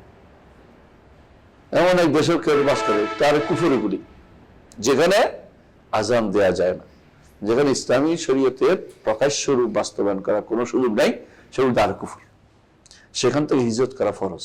হিজরত করে কেউ না নিলে, বাধ্য হয়ে থাকলে আলাদা কথা, আল্লাহ এটা আলাদা করে দিচ্ছে। যেমন ভারত থেকে মুসলিমদের হিজরত করা ফরজ, কিন্তু তারা পারতেছে না। তাদের উচিত একদিকে যাওয়া, সবাই মিলে হিজরত করে এক প্রদেশে যাইয়া সংখ্যাগরিষ্ঠতা লাভ করা, কয়েক প্রদেশে। তাহলে বাধ্য হয়ে দেখতে যে অনেক কিছু হয়ে যেত, এখানে পরিবর্তন আসছে, কিন্তু এটা করতেছে না কেউ। হিজরত করে একদিকে যাওয়া দরকার, কোথাও না পারলে। কারণ এক দেশ এক হিজরত করতেই পারে, তাও করবেন, এক দেশ তাও করে না, তারা মাটি আটকে থাকে, মাটি কামড়ে থাকে। বাপদাদার পিঠা, বাপদাদার গোয়ার ডিম, বাপদাদার কোনো কাজে লাগেনি। বাপদাদার পিঠা দেখি সাহাবায়ে কেরাম চলে গেছে সব সাইড, ইসতাকালতুম মিনাল আরদ, জমিনের মধ্যে একবার শক্ত হয়ে বসে থাকে, ভারী হয়ে বসে থাকে, চলে না। এগুলো ইসলামী নীতি না। দারুল ইসলাম এবং দারুল কুফর দুইটা জিনিস আছে। তো এরা কি করছে? এরা যারা মুতাজিলারা, এগুলো দেখে সরাসরি নাম মুতাজিলা দিয়ে দিছে। হ্যাঁ, মুতাজিলা এবং খাওয়ারিজ উভয় একই গোষ্ঠী। এরা কি করতো? যেখানে বেশি বেশি হানাহানি মারামারি হয়, বা যেখানে গুনাহ বেশি হয়, অপরাধ হয়, তা তো কবিরা গুনার কারণে কি করে? কাফের এলাকা করে না। তো এরা দেশটাকেও বানাই হচ্ছে যে দারুল কুফর, দারুল কুফর।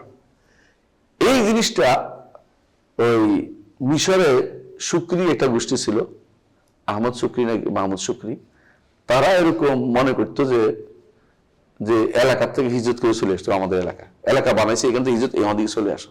কি জন্য? দেশ আরেকটা বানাই হচ্ছে একটার ভিতরে। কি জন্য? ওখানে হইলো নাম দিছে, ওদের ইয়ার নাম হচ্ছে জামাতুল হিজরত ও তাকফির, জামাত তাকফির ও হিজরা। প্রথম কাফের, তো কাফের চলে আসো দিকে, মানে এরা মনে করছে এদের কাফের হয়ে গেছে, মুসলিমদের কাফের বানাই দিচ্ছে, যে এই শাসকের অধীন থাকা যাবে। তো তোমাদের এলাকা কি হবে? আমাদের এলাকায় আসলে আমরা নতুন নতুন মুদ্রার ব্যবস্থা করব। হ্যাঁ, আমরা এখন টাকার, স্বর্ণের টাকার ব্যবস্থা করব। বাংলাদেশে কিছু গর্দভ আছে, হুয়া কুয়া একটা এলাকা আছে বগুড়ার দিকে, ওইদিকে কোন জায়গা হুয়া কুয়া একটা এলাকা আছে, এদের একটা গোষ্ঠীর নাম হচ্ছে জামায়াতুল মুসলিমিন। নাম শুনছো তোমরা? তো ওরা কি করে, আমি একদিন জানতাম না এদের সম্পর্কে, একবার গেলাম এই বিদ্যাধরপুর একটা এলাকা আছে মেহেরপুরে, তো ওখানে নামাজ পড়ছি, আমার বলতেছে একজন আমরা জামায়াতুল মুসলিমিন। হ্যাঁ আমি তো জামাতুল মুসলিম। কেন এইটা না, আমি মনে করছি জামাতুল মুসলিম, না আমরা তো জামাতুল মুসলিম। কিরকম? আমরা কোনো মুদ্রা ব্যবহার করি না, চাকরি করি না, পড়ালেখা করি না, আমরা এই কিছু মানি না। তোমাদের কোথায় থাকেন? জমিন দেখা, কারণ এই জমিন ওদেরটা মানি না, জমিন আমাদের। অন্তত ওইগুলো জোর করে নিয়ে তো হয়, এই ওদেরটা জমিন দিচ্ছেন যেভাবে, কেন ওদেরটা মানি না। তাই বলুন এটা কোন ধরনের পাগল ছাগল বুঝি, আমি গুরুত্ব দিই নাই। এরপর ওয়াজ করতে গেছি এই গাজীপুরে, ভিতরে এই জায়গায় ওয়াজ নিয়ে গেছে, নিয়ে যাওয়ার পর ওখানে দেখতেছি বিদ্রোহী টাইপের মানুষ এসে বলতেছে যে টাকা ব্যবহার করা যায় আছে কিনা, এই টাকা তো রসুলের যুগে ছিল না, এটা তো কাফেররা বানাই দিছে। তারপর ডলার দরকার যায় কিনা, চাকরি করা যায় কিনা, পড়া যায় কিনা, এই কিন্তু কাফেরদের সব। তবে আমি বললাম তো আপনি বাতাস নিচ্ছেন যে এটা তো কাফেরদের নিঃশ্বাস আছে, আমরা নিব না। আর কোনটাই নিবেন না তো কি নিবেন? মানে এইগুলি হচ্ছে কি, মানে গলু বাড়াবাড়ি চরম সীমার মধ্যে আছে এরা। এদের মধ্যে আপনাদের সেই হ্যাঁ কে এই তো বুঝছি আপনার গোষ্ঠী, এরা এই গুরুর ভিতরে আছে, এরা এই গোষ্ঠীর ভিতরে এরা এই কাজ করে বেড়ায় সারাক্ষণ। কেবল ভালো লাগে না আমার, শুধু অধিক শুধু ভালো লাগে, হাই হাই গেলাম রে, এইটা করে ওইটা করে, এইগুলি এই গোষ্ঠী এই কাম করে খায়। এরা মুতাজিলাদের একটা শাখা, এরা খারিজের একটা শাখা। এরা নিয়ম হচ্ছে কি, সুবিধাবাদ জিন্দাবাদ, যেটা সুবিধা হবে এটা নিবে। ঠিকই কোথাও ওয়াজে গেলে ওদেরকে ঠিকই টাকা দিলে পকেটে ভরে, অত 50,000 দিতে বলে দেয়। আবার দেখবে যে ওরা ইয়া করছে পড়ানোর জন্য, হ্যাঁ অনলাইন প্রতিষ্ঠান, অনলাইন অফলাইন দুটোই ভাড়া। হ্যাঁ, এবং সেখানে কিন্তু ঠিকই টাকা নেয়, ফ্রি না, নট ফ্রি। তো অন্য কিছু করে কিন্তু ঠিকই টাকার বিরুদ্ধে কত ওয়াজ করে ফেলবে ভালো করে। এই জাতীয় মানুষগুলি বিভ্রান্ত, এরা আসলে খারিজের একটা শাখা। তো ওই সময় এরকম লোক ছিল, এরা মনে করতো কি যে সালাত পড়লেও, আজান দিলেও, নামাজ পড়তে সমর্থ হলেও, একামত দিতে দিলেও, প্রকাশ্য থাকলেও এই জায়গা দার কুফর। কারণ এখানে ইসলামী অনুশাসন পুরা পালন করা যাচ্ছে না। এখানে কি আছে, ধরো সুদ আছে, ঘোষ আছে, হ্যাঁ, এই যে তারা মনে করতো। এই জন্য ওই সময় তারা এটাকে নিয়ন্ত্রণ করে দিয়েছেন, এটাকে নিয়ন্ত্রণ করে দিয়েছেন। যেটা কি যে বলতেছেন ইয়ারাও না দ্বারা, যে নির্দিষ্ট এলাকাটা, নির্দিষ্ট জায়গাটা দার ইসলাম মনে করেন, দার কুকুর মনে করে না। কখন পর্যন্ত? যেটা মুতাজিলা মনে করে, এটা মনে করে না। কিরকম? যতক্ষণ পর্যন্ত নিদা বিসসালাত, সালাতের আযান দেয়া যায়, সালাতের আযান দেয়া যায়, ওয়াল ইকামাতু বিহা, প্রকাশ্যে একামত দেয়া যায়, আযানের রাকাত প্রকাশ্যে দেয়া যায়। যদি এরকম হয় তো এটাকে দার ইসলাম মনে করে, দার কুকুর মনে করে না। দার কুকুর মনে করে মানহাজিবুল, দার কুকুর মনে করাটা মানহাজিবুল। এইগুলির মধ্যে কারা আছে? মুতাজিলা এবং খাওয়ারিজরা। তারা মনে করে এরা কাফের, তারা মনে করে কাফের। এই জন্য খালিলি একজন আছে, যারা ওমানের যে প্রধান মুফতি, তার সাথে একজনের ডিবেট হয়ে বলছে আপনার যে এখন শাসক আছে সে তো এই কারণে কাফের। হ্যাঁ কাফের তো থাকেন কেন? থাকতে নিষেধ নেই, আমরা তো কাফের শাসকের অধীন থাকি, কোনো সমস্যা নেই। মানে একদিকে কাফের বানাবে, একদিকে থাকবেও, মানে দুটোই করে। ধারে কুফুর, হ্যাঁ ধারে কুফুর, সমস্যা নেই। এটা কোথায় যাবো? থাকছে এই জন্য, মানে এরা এটাও ঠিক রাখছে, এটাও ঠিক রাখছে। একদিকে কাফের বানাচ্ছে, একদিকে এরা আছে ঠিক। এগুলো আবার দিবেরকার লোকেরা, খালিলি বেটার বলা হয়। ওই এরা আসলে এই শাসকরা কাফের বলতে রাজি আছে, আবার ওই কবিরা গুনার কারণে আবার এই অবস্থা থাকতে রাজি আছে। তো এই হচ্ছে বেদাতি ফেরকা, যারা এই মানহাজি ত্রুটির কারণে এরা কি হচ্ছে দিন থেকে একদিকে বেরিয়ে যাচ্ছে। তো পুরোপুরি বেরিয়ে না হলেও কাউকে কোনো কোনো কারণে বেরিয়ে যায়, কোনো কোনো আকীদার কারণে, কোনো কোনোটা আকীদার কারণে বের হয়ে যায় না বলা যায়। এই জন্য এবং এই যে মত আছে যে এরা কি কাফের না এই নিয়ে দুটা মত আছে। তাই আমরা বুঝলাম যে এই যতক্ষণ পর্যন্ত সালাত দেয়া যায়, আজান দেয়া যায়, আজানের সালাত আদায় করা যায়, মানুষদেরকে হেদায়েতের কথা বলা যায়, মানুষদের দ্বীনের প্রতিষ্ঠিত কথা বলা যায়, তখন পর্যন্ত এই যে আমরা পড়াচ্ছি আলহামদুলিল্লাহ, আমরা আল্লাহর নেয়ামত যে আমরা একটা ইসলামিক রাষ্ট্র পেয়েছি, যারা অনেক মুসলিম রাষ্ট্রও পারে না, মুসলিম রাষ্ট্র নাম দিচ্ছে এগুলি, অনেক কাফের দেশ তো কথাই বলতে পারে না। এর চেয়ে আল্লাহ একটা শুকরিয়া যে আল্লাহ আমাদের সুযোগ দিচ্ছে, শুকরিয়াটাই নষ্ট করা উচিত না। বেশি বেশি করে জায়গায় জায়গায় আমার দাওয়াতের দাস দেওয়া উচিত জায়গায়। এতে করে ভবিষ্যৎ প্রজন্ম তৈরি হবে যারা আল্লাহ দ্বীনকে প্রতিষ্ঠা করতে পারবে। যদি আমি মানুষকে না শিখাই, মানুষ তো ভোট দিবে না, আমাকে পথে থাকবে না। তাকে শিখাতে হবে যে দ্বীন এটার নাম। তোরা আপনি ভোটের রাজনীতি করেন, ভোটের রাজনীতি করে ইসলামের রাজনীতি করেন, ইসলাম যেটা করেন ইনশাআল্লাহ আল্লাহ তাআলা আপনাকে দুনিয়ার বুকে প্রতিষ্ঠিত করবেন। এই জন্য বলছে ওয়াহলিয়া মুমাক্কানিনা মিনহা, তার এই এলাকা, যে এলাকার লোকেরা সালাত আদায় করতে সামর্থ্য, নিরাপদে সালাত আদায় করতে সামর্থ্য, সে এলাকা কখনো দারুল কুফর না, দারুল ইসলাম। এই জন্য বাংলাদেশ কি দারুল ইসলাম, কোনো সন্দেহ নেই, কোনো সন্দেহ নেই। কেউ কেউ ধরে নিয়ে গেলে কি দারুল কুফর হবে না, এটা ব্যক্তিগত শত্রুতা সবসময় ছিল। উমাইয়ারা কারো ধরত না, আব্বাসীরও ধরত না, তার দারুল কুফর বলে বলবেন। আবু হানিফারও ধরে নিয়ে মারছে না, তবে দারুল কুফর হয়ে গেছে না। ব্যক্তিগত পর্যায়ে এটা, ইসলামের বিরুদ্ধে তারা যায় না, ব্যক্তির পর্যায়ে গেছে। কোন ব্যক্তিকে তারা পছন্দ করে তাদের নিয়ে গেছে, এটা তাদের ব্যক্তিগত রোষ, কিন্তু ইসলামের বিরুদ্ধে তো নামে নাই। হ্যাঁ, যদি ইসলামের বিরুদ্ধে নাম, যেমন নামছে কে, কামাল আতাতুর্ক, সেই দেশটাকে দারুল কুফর বানাই ছাড়ছে, একেবারে নির্ঘাত কুফর দেশ বানাই ফেলছে। কেন? আযান দেয়া নিষেধ, আরবি কোরআন পড়া নিষেধ, আরবি আযান দেয়া নিষেধ, সালাতে সেনাবাহিনীর লোকেরা সালাত পড়া নিষেধ। মানে এইভাবে, তখন তো ক্যামেরা ছিল না, এই জন্য তারা বাথরুমে বসে বসে নামাজ পড়তো। এখন ওরা বাথরুম করতে পারতো না, তখন তারা বাথরুমে গিয়ে নামাজ পড়তো। এখন তো বাথরুম করতে পারতো না, এমন করুণ অবস্থা। সেদিক কত ভয়াবহ ছিল, কত কুফরি কলাম করে গেছে। যখন সে অসুস্থ তখন শুনতেছে এখান থেকে আজান শুনতে পেয়েছে, সে কোথায়, যেটা আমি বন্ধ করতে পারি, কোথেকে আজান শব্দ আসলো, মানে মরার সময় যে কত শয়তান সরস, মানে সে যে কত বড় শয়তান, মরার সময় সরস হয়ে গেছে, কোথেকে শব্দটা আসলো, আমি তো বন্ধ করছিলাম। মানে সহ্য করতে পারে মুহাম্মদ রাসূলুল্লাহ সাল্লাল্লাহু আলাইহি ওয়াসাল্লামের নাম, মানে নেতা আরেকজন হবে সেইটা মানতে রাজি নেই। কথা বলছে, অহংকারী কত রকম হইতে পারে। মুহাম্মদ রাসূলুল্লাহ, মুহাম্মদকে রাসূল মানবে, তাহলে তার এই নেতৃত্ব কই যাবে? নাউযুবিল্লাহ, হাসবি আল্লাহ নি'মাল ওয়াকিল। এই জাতীয় কুফরি তারা পরিচালনা করে, এইগুলি তখন আর নিজেরা তারা কুফরি বানাই ফেলছিল। দারুল ইসলামের থাকে নাই। আজান দিছে নাকি? সময় হয়ে গেছে। তো আজকের মতো এখানে থাকুক। সুবহানাকাল্লাহি ওয়া বিহামদিকা, আশহাদু আল্লা ইলাহা ইল্লা আনতা, আস্তাগফিরুকা ওয়া আতুবু ইলাইক। আসসালামু আলাইকুম ওয়া রাহমাতুল্লাহি ওয়া বারাকাতুহু।